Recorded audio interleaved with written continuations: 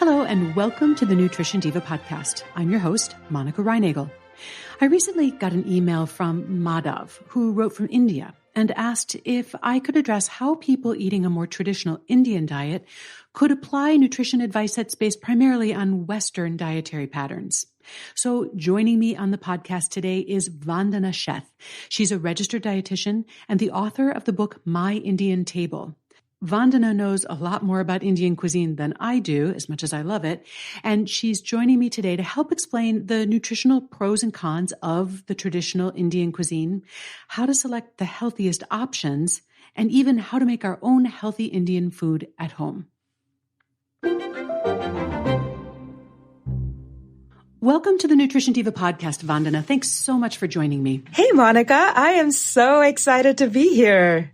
Well, I knew as soon as I got this email that I had the perfect person to call to get answers to some of these questions. And I think this is such a great question about how we can reconcile what we understand about building a healthy diet with cuisines that may be a little bit less familiar to some of us here in the United States. So India, of course, is a very big country. I know that it had, just like the United States, it has a lot of regional culinary traditions. So we can't really say that Indian cuisine is a single thing, right? Absolutely. So India does have great diversity in terms of food, spices, culture, and flavor.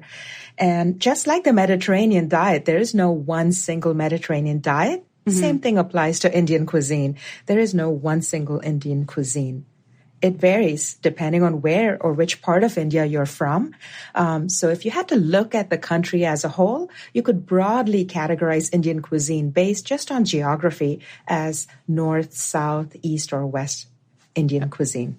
Can you give me an example maybe of how they might differ? Does one region tend to be spicier or one tend to be a little sweeter or saucier, or is it impossible to generalize that way? You know, it's hard to generalize as to the differences between the cuisines. There are definitely commonalities. So most of Indian cuisine will have a wide variety of whole grains, beans and lentils, spices and herbs. And so depending on where you are, the use of the spice mixes could be different. One clear difference, for example, in the north, the predominant grain that's used is wheat. So you would have a lot of the flatbreads, rotis or chapatis. And if you looked at the south or the east of India, you would have more of the rice-based grain used in their preparations. So does the style of cooking that we're most likely to find in Indian restaurants here in the United States, does that align more closely with any one of these regions, or is it sort of a mix? It used to be mainly North Indian cuisine. So it was from a place called Punjab. So many of the restaurants that people thought of as Indian food was places that would serve naan or samosas or chicken tikka masala. And these are dishes that come from the northern region of India. Okay. And is that also your own cultural and culinary heritage? Is that the part of India that your family comes from? So interestingly, I was born and raised in the southeast of India in a place called Madras, which is now known as Chennai. But my family is originally from the northwest state of Gujarat. So my family cuisine is a combination of these two. So you mentioned the spices that are used in pretty much all of the different regional cuisines, maybe in different ways. And spices that I associate specifically with Indian cuisine include turmeric, right? And we've heard a lot about the health benefits of turmeric.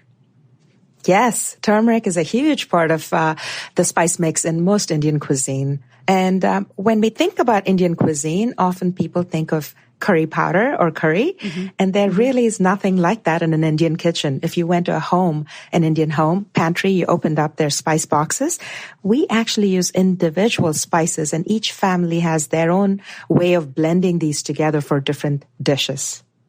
Right. So curry just means a blend of spices, right? Correct. And so the traditional blend of spices is something called garam masala, which is literally a combination of warming spices.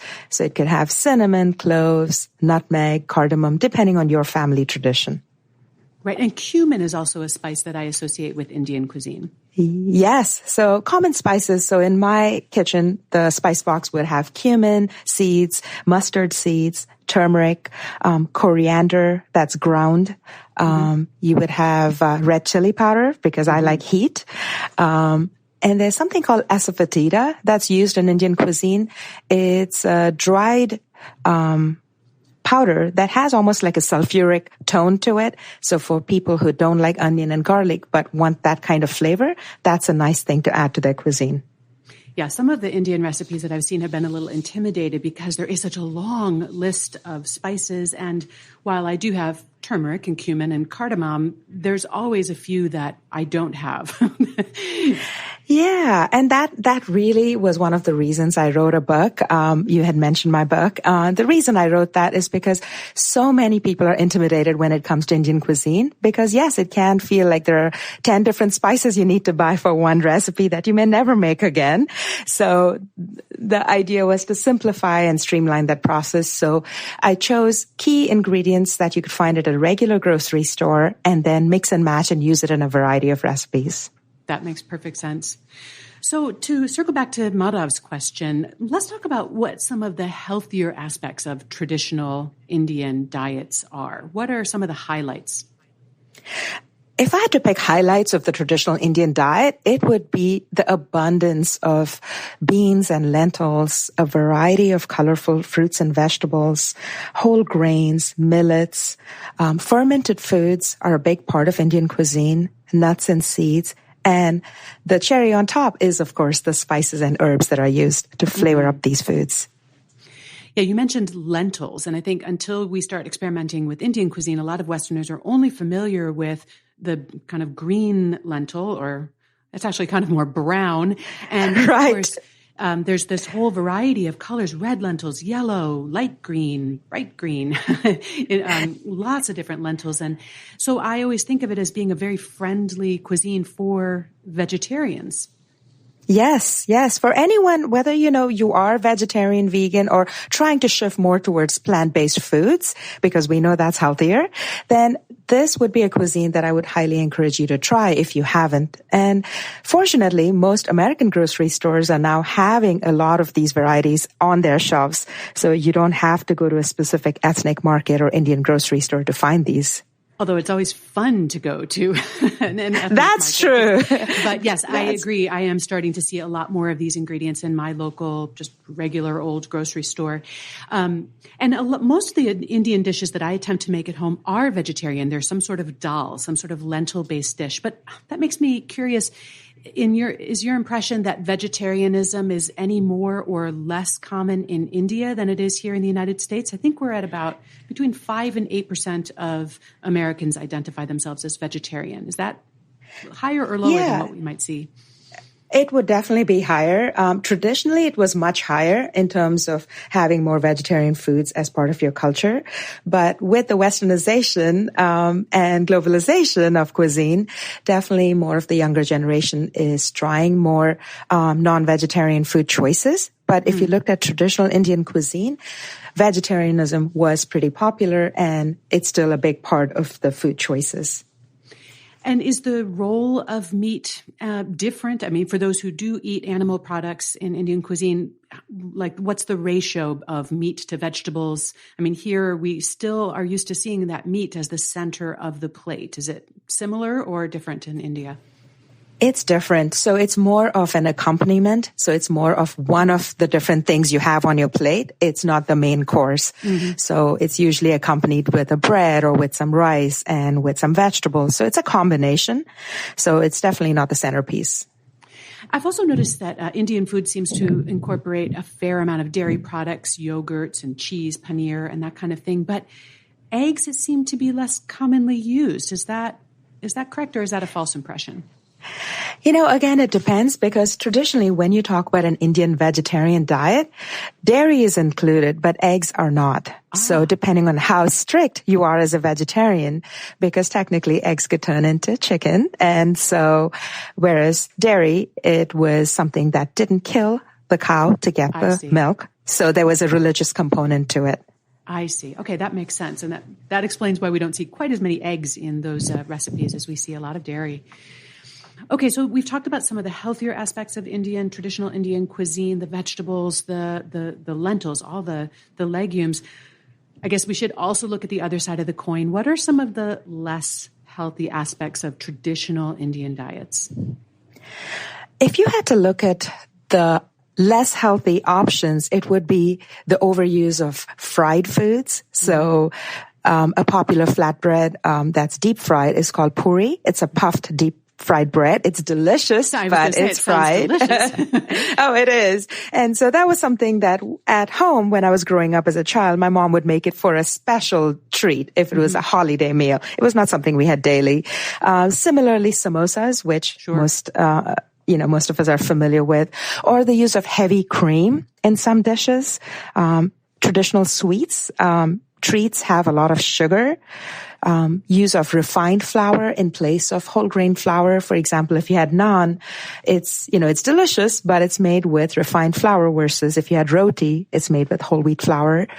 Salt would be another concern, especially if you look at a traditional Indian meal, not only in the actual cooking, but some of the accompaniments. So papad or papadam that's used on the side.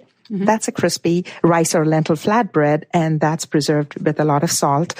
Same thing with Indian pickles, which are served with Indian meals.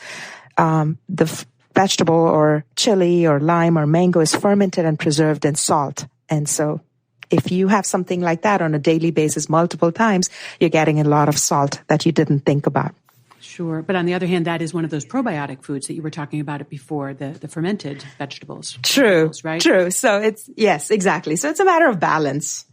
Well, it seems very similar to the things that we tend to overdo in the States. Fried foods, sugar, refined flour, so sort of the same devils, right? Yes. Yes, for sure.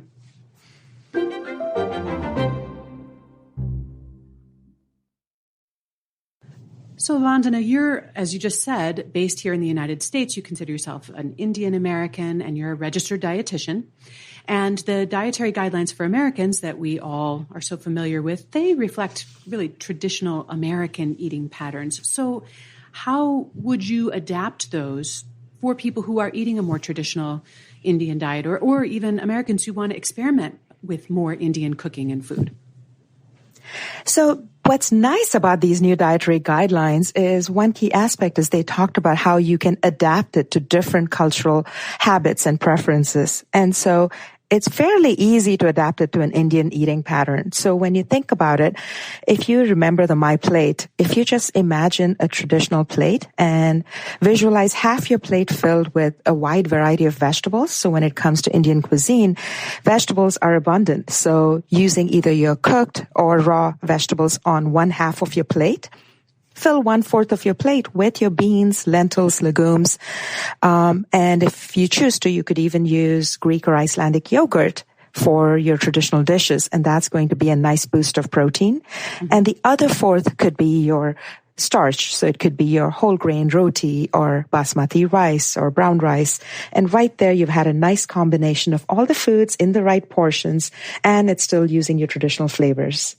Right. So it's basically the same prescription we use for Western style eating, half the plate with vegetables, 1/4 of the plate with your protein source, and if you choose, 1/4 of the plate with some sort of whole grain option. Yes. And where it becomes tricky is if someone has blood sugar issues, and often Indian Americans have a higher genetic predisposition to diabetes or prediabetes. So if you're plant-based and your your protein choice, which is beans and lentils, also give you carbs. And so that's where it becomes tricky. And so when I work with those clients, we talk about how can we enhance the protein and make sure the carbs are not going overboard.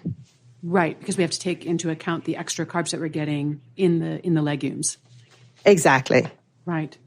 And of course, you have done a lot of recipe development for your book and for other online publications. What are some of the ways that you have found to modify maybe more traditional recipes to make them healthier? How do you adjust? Yes, I love cooking, especially vegetarian recipes, and it has to come down to quick, easy, and tasty. So some ways I have adapted traditional recipes is, number one, I've cut down on the amount of ghee or oil that's used. I've cut back on the salt and sugar that are used in recipes. And some swaps I have made are using almond meal or coconut flour in place of whole grain flour in some recipes if I'm adjusting the carb load.